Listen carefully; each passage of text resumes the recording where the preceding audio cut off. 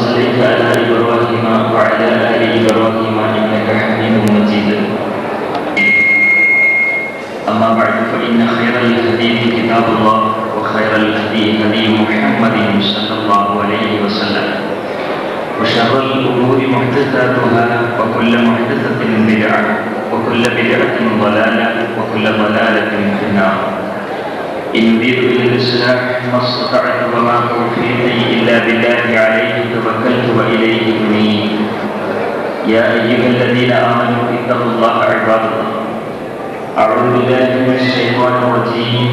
بسم الله الرحمن الرحيم.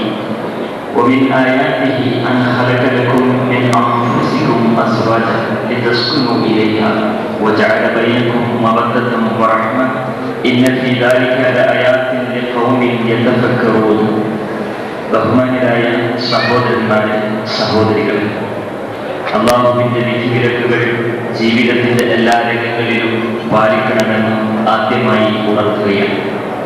നാം ഇവിടെ സമ്മേളിച്ചിരിക്കുന്നതിന്റെ ലക്ഷ്യം മട്ടാഞ്ചേരി സ്വദേശി അബൂബക്കർ ഹാഷിം സേഠിന്റെ മകൻ സനീർ ബാബു, പള്ളുരുത്തി സ്വദേശി മുഹമ്മദ് റഷീദ് സേഠിന്റെ മകൾ സുറയ്യ ബായിയും തമ്മിലുള്ള വിവാഹത്തിന് സാക്ഷികളാകുന്നതിനും അവരുടെ ഐഹിക പാരമ്പര്യ വിജയത്തിന് വേണ്ടി പ്രാർത്ഥിക്കുന്നതിനുമാണ്. ഈ സന്ദർഭത്തിൽ അല്ലാഹു സർവ്വലോക രക്ഷിതാവായ പടച്ച തമ്പുരാൻ അവരുടെ ഐഹികവും പാരമ്പര്യവുമായ ജീവിതം പ്രകാശപൂരിതമാക്കട്ടെ എന്ന് പ്രാർത്ഥിക്കുകയാണ്. ജീവിതത്തിന്റെ വിവിധ തുറകളിൽ ഇസ്ലാമിക വീക്ഷണത്തിൽ ദാമ്പത്യ ജീവിതത്തിന് വലിയ ഒരു പങ്കുണ്ട്. ദാമ്പത്യ ജീവിതം എങ്ങനെയായിരിക്കും എന്നതിനെ സംബന്ധിച്ച് വിശാലമായ ഒരു കാഴ്ചപ്പാട് ഇസ്ലാമിലുണ്ട്. പരസ്പരം സ്നേഹത്തിൽ അധിഷ്ഠിതമായിരിക്കും.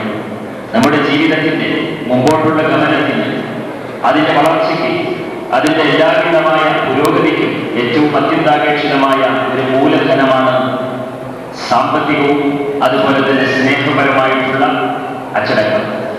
സ്നേഹം അനിവാര്യമാണ്. ഈ സ്നേഹമാണ് നമ്മുടെ മൂലധനം. ആ സ്നേഹത്തിൽ അധിഷ്ഠിതമായ ഒരു ജീവിതം കെട്ടിപ്പടുക്കുമ്പോഴാണ് ജീവിതം ഐശ്വര്യസമ്പൂർണ്ണമാവുകയുള്ളൂ. പ്രവാചകൻ സല്ലല്ലാഹു അലൈഹി വസല്ലമ ഈ കാര്യം വളരെ വ്യക്തമായി സൂചിപ്പിച്ചു. വിശുദ്ധ ഖുർആൻ ആ കാര്യം സൂചിപ്പിക്കുന്നുണ്ട്. ഇന്നലെ വരെ പരിചയമില്ലാത്ത നവമിഥുനങ്ങൾ ഇന്ന് കണ്ടുമുട്ടുമ്പോൾ ഇന്ന് മുതൽ അവർ അറിയാതെ അവരുടെ ഹൃദയത്തിലേക്ക് പടച്ചതമ്പുരാൻ സ്നേഹം വിട്ടുകൊടുക്കുന്നു. മവദ്ദത്തൻ വറഹ്മ, അല്ലാഹുവിന്റെ സ്നേഹവും കാരുണ്യവും. അതുകൊണ്ടാണ് മുൻപോട്ടുള്ള ജീവിതം, അവരുടെ ജീവിതം, ദാമ്പത്യ ജീവിതം വളരെ സന്തോഷപ്രദമായി തീരുന്നത് എന്ന് നമ്മൾ മനസ്സിലാക്കണം. നമ്മൾ അറിയാതെ തന്നെ അല്ലാഹു നമുക്ക് നൽകുന്ന ഒരു വലിയ മഹാനുഗ്രഹം. സുദീർഘമായി സംസാരിക്കുന്നില്ല, സമയം 35 മിനിറ്റ് ലേറ്റാണ്. അപ്പൊ അതുകൊണ്ട് ജീവിതത്തിന്റെ മുന്നോട്ടുള്ള ഗമനത്തിന് ഏറ്റവും അത്യന്താപേക്ഷിതമായി ഇന്ന് വിവാഹം കഴിക്കാൻ പോകുന്ന സഹോദരനും വിവാഹിതയാകാൻ പോകുന്ന സഹോദരിയും ശ്രദ്ധിക്കേണ്ടുന്നത് സ്നേഹമുണ്ടാകണം. അതുപോലെ പരസ്പരം സാമ്പത്തിക രംഗത്തുള്ള അച്ചടക്കം അവർ പാലിച്ചേ മതിയാകും. സാമ്പത്തിക രംഗത്തുള്ള അച്ചടക്കം കൊണ്ട് ഉദ്ദേശിക്കുന്നത് ഉള്ളതിൽ സംതൃപ്തി അടയുക, ഇല്ലാത്തതിനെ കുറിച്ച് പരാതിപ്പെടേണ്ടുന്ന ആവശ്യമില്ല.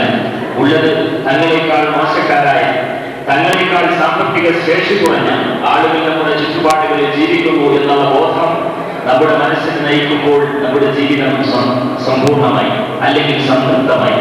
അതേ രൂപത്തിൽ ഒരു സംതൃപ്തമായ ഒരു ജീവിതം കെട്ടിപ്പടുക്കാൻ സാധ്യമാകട്ടെ എന്ന് പ്രാർത്ഥിക്കുകയാണ്. മറ്റൊന്നുള്ളത്, ജീവിതം എന്ന് പറഞ്ഞാൽ ഒരു യാത്രയാണ്. ഈ യാത്രയിൽ വളരെ ലക്ഷറിയായിട്ട് യാത്ര ചെയ്യാൻ കഴിയും. ചിലപ്പോൾ ഓട്ടോറിക്ഷകളിലായി, ചിലപ്പോൾ കാൽനടയായിട്ടായിരിക്കും പോകേണ്ടി വരിക, ചിലപ്പോൾ ഇഴഞ്ഞു പോകേണ്ടതായിട്ടും വരും. ജീവിതമാണ് വിഷയം. അപ്പൊ അതുകൊണ്ട് ജീവിതത്തിന്റെ വ്യത്യസ്ത മുഖങ്ങൾ കാണുമ്പോൾ അവിടെ അടിപതറാതിരിക്കുക. വിവിധ തരത്തിലുള്ള പ്രശ്നങ്ങൾ നമ്മുടെ ജീവിതത്തിൽ നേരിടേണ്ടി വരും. അല്ലാഹുവിന്റെ പലതരത്തിലുള്ള പരീക്ഷണങ്ങൾക്ക് നിങ്ങൾ വിധേയമാകേണ്ടി വരും. സാമ്പത്തിക രംഗത്ത്, ആരോഗ്യ രംഗത്ത്, മാനസിക രംഗത്ത്, ഈ രംഗത്തൊക്കെ നമ്മൾ സമ്പൂർണ്ണമായി അല്ലാഹുവിന് കീഴൊതുങ്ങിയേ മതിയാകും. പല രൂപത്തിലും പല രംഗങ്ങളിലും ഇത്തരത്തിലുള്ള വിഷയങ്ങൾ നമ്മെ അഭിമുഖീകരിക്കുമ്പോൾ അല്ലാഹുവിന്റെ തവക്കുലാക്കിക്കൊണ്ട് ഫലമേൽപ്പിച്ചുകൊണ്ട് ജീവിതത്തിന്റെ നൗക മുന്നോട്ട് കൊണ്ടുപോകാൻ നമുക്ക് കഴിയണം, സാധ്യമാകണം. ഈ 3 കാര്യങ്ങൾ ഉപദേശിച്ചുകൊണ്ട് എന്റെ വാക്കുകൾ അവസാനിപ്പിക്കുകയാണ്. വിശുദ്ധ ഖുർആനിലെ ഒരു പ്രാർത്ഥന, റബ്ബന ഹബ് ലനാ മിൻ അസ്വാജിനാ വദുർരിയാതിനാ ഖുറത അഅ്യുനിൻ വജഅൽനാ ലിൽ മുത്തഖീന ഇമാമ. ഞങ്ങളുടെ നാഥ, ഞങ്ങൾക്ക് കണ്ണിന്റെ കുളിർമയേക്കുന്ന സന്താനങ്ങളെയും ഭാര്യമാരെയും നീ നൽകണമേ നാഥ. മുത്തക്കികളുടെ അള്ളാഹുവിനെ ഭയപ്പെടുന്ന ആളുകളുടെ നേതൃസ്ഥാനത്തേക്ക് ഞങ്ങളെ നീ ഉയർത്തുകയും ചെയ്യണമേ നാഥ എന്ന് പ്രവാചകന്മാരുടെ പ്രാർത്ഥന വിശുദ്ധ ഖുർആൻ പഠിപ്പിക്കുന്നുണ്ട്. ഒരുപാട് കാലഘട്ടം നിരന്തരമായി അള്ളാഹുവിനോട് പ്രാർത്ഥിച്ചുകൊണ്ടിരുന്ന മഹാനായ ഇബ്രാഹിം നബി അലൈഹിസ്സലാം, യാക്കൂബ് നബി അലൈഹിസ്സലാം അവരുടെ പ്രാർത്ഥനയിൽ ഉൾക്കൊള്ളിച്ച ഒരു വചനമുണ്ട്. പടച്ചവരെ, ഞങ്ങൾക്ക് നീ സന്താനങ്ങളെ തരുമ്പോൾ സാലിഹായ സന്താനങ്ങളെ നൽകണമേ എന്നാണ്.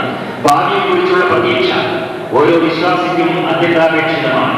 നമ്മുടെ ഭാവി നമ്മെ വളർത്തേണ്ടുന്നവർ അല്ലെങ്കിൽ നമ്മെ നയിക്കേണ്ടുന്നവർ നമ്മുടെ വരും തലമുറകൾ. ആ തലമുറകൾ നന്നായി തീരണം, കേടില്ലാത്തവരാണ്, കുറ്റമറ്റവരാകണം.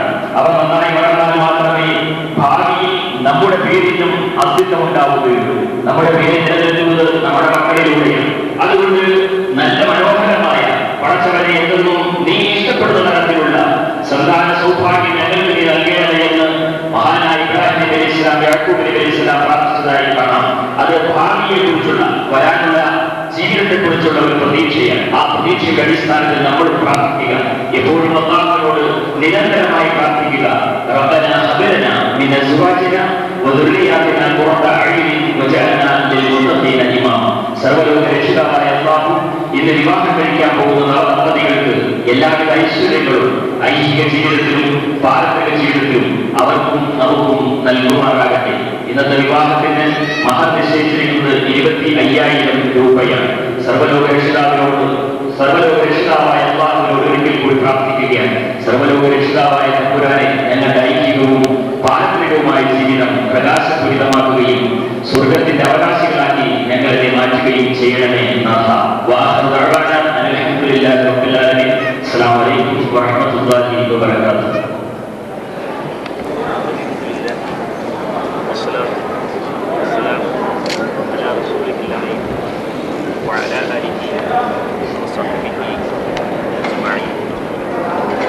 എൻ്റെ മകൾ സുറയ്യാബായി ഞാൻ നിങ്ങൾക്ക് ശരിയാക്കി തന്നിരിക്കുന്നു, തൃപ്തിപ്പെട്ടിരിക്കുന്നു. നിങ്ങളുടെ മകൾ സുറയ്യാബായിയെ ഞാൻ 25,000 രൂപ മഹറിന് പകരമായി ഭാര്യയായി സ്വീകരിച്ചിരിക്കുന്നു, തൃപ്തിപ്പെട്ടിരിക്കുന്നു. ബാറക്കല്ലാഹു ലക്കുമാ വബാറക അലൈക്കുമാ വജമഅ ബൈനക്കുമാ ഫിൽ ഖൈർ. ബാറക്കല്ലാഹു ലക്കുമാ വബാറക അലൈക്കുമാ വജമഅ ബൈനക്കുമാ